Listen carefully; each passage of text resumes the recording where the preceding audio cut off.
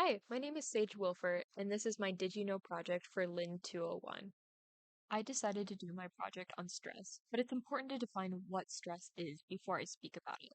The definition of stress, as quoted from the concise Oxford Dictionary of Linguistics, is the phonological feature by which a syllable is heard more prominent than others. I chose specifically stress because I find it very intriguing and it allows me to draw on the knowledge I have of my own native language, as well as other languages I know. I think it is important to discuss and understand aspects of our own language as well as other languages, and therefore I think it's important to learn about stress. I find that often monolingual speakers assume that languages tend to operate the same as their own language, and that the rules apply the same, and the only thing different is simply the vocab. So because monolinguals are most commonly native English speakers, I choose to use English as a base to compare to. For this project, I'm comparing English to other languages, specifically French. Being that English is my native language and is widely spoken globally, it is a good language to have as my foundation to compare to. And as I am using French to demonstrate a language that quote unquote uses stress in a very different manner from English, and because I know French, but I'm using no very liberally in this context, I will go more in depth for these as my presentation progresses. As quoted from Week 10's phonetics presentation on slide 20 of 23, every word in English has one syllable that is strong, aka stress. Examples of this include acclimate, banana, visiting, and Atlantic, though there are, of course, many more examples. I will go more in depth on the stress in English on the next slide, but did you know that this type of stress is not the case for all languages? More specifically, in French, this is not the case. In English, stress can happen anywhere within the word and does not always have to happen, for example, at the beginning of a word.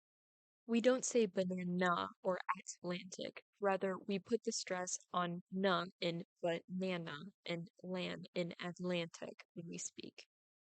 When I overemphasize the stress, it will be more obvious where they are placed. So, acclimate, banana, visiting, and Atlantic. The sections that are in bold and underlined demonstrate visually where the stress occurs. This is just where the natural stress when we're speaking falls. It would sound rather unnatural to us if we were to say acclimate, banana, visiting, or Atlantic. In English, each word has a specific stress.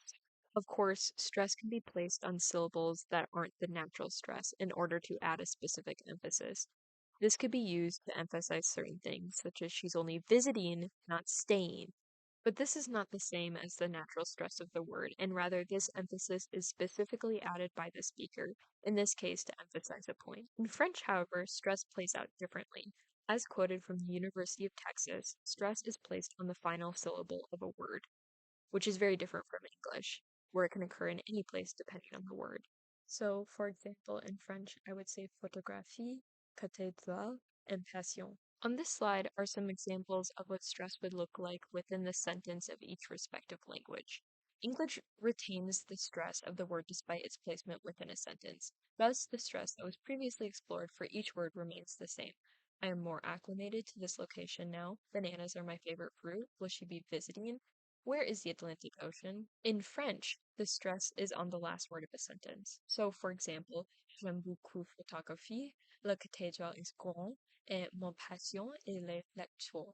Despite the stress previously falling on cathédrale and passion, this is no more, as the words no longer stand on their own, nor are they placed at the end of a sentence. So instead, the end of grand and lecture is stressed.